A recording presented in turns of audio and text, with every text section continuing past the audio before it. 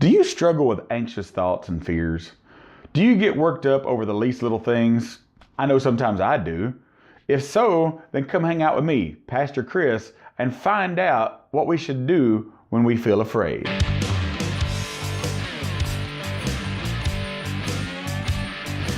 You know, all of us can get anxious and even scared when we get stressed, when we don't know what the future holds, and especially when tragedy strikes. And what most of us do is let our eyes get on our circumstances, and then we allow our minds to take over until we begin to believe that the worst will come. We become worrywarts over everything and then blow them up until day-to-day concerns become mountainous. But I find comfort in the Bible. Why? Because the Bible is full of imperfect people who are just like me and you, who feared and fretted.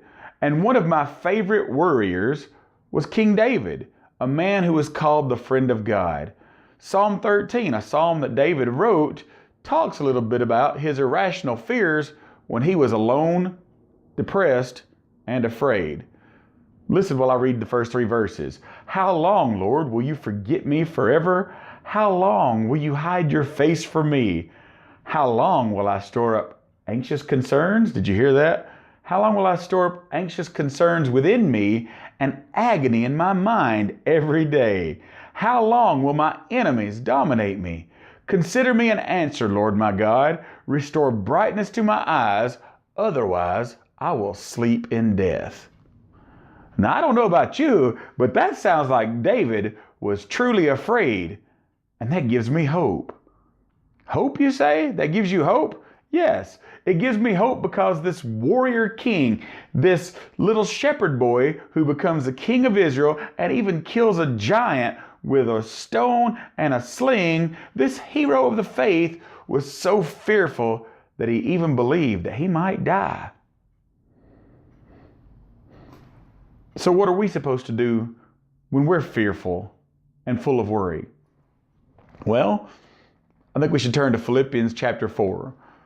Paul wrote this in verse 6 and 7. Don't worry about anything. I'm thinking to myself, yeah, right.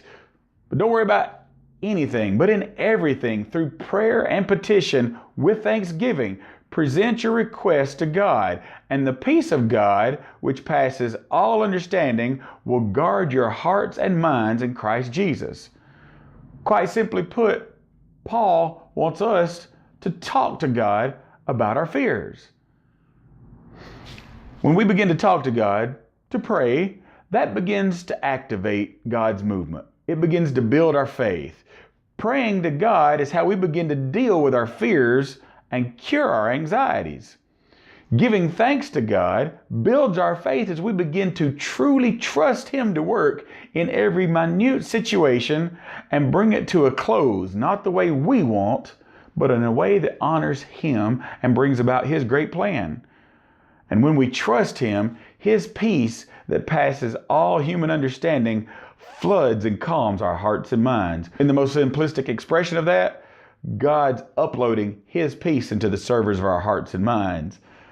So the next time you're afraid and anxious, take the advice Peter gives in 1 Peter chapter 5, verse 6 and 7. Humble yourselves, therefore, under the mighty hand of God, so that He may exalt you at the proper time, casting all your cares on Him, because He cares for you.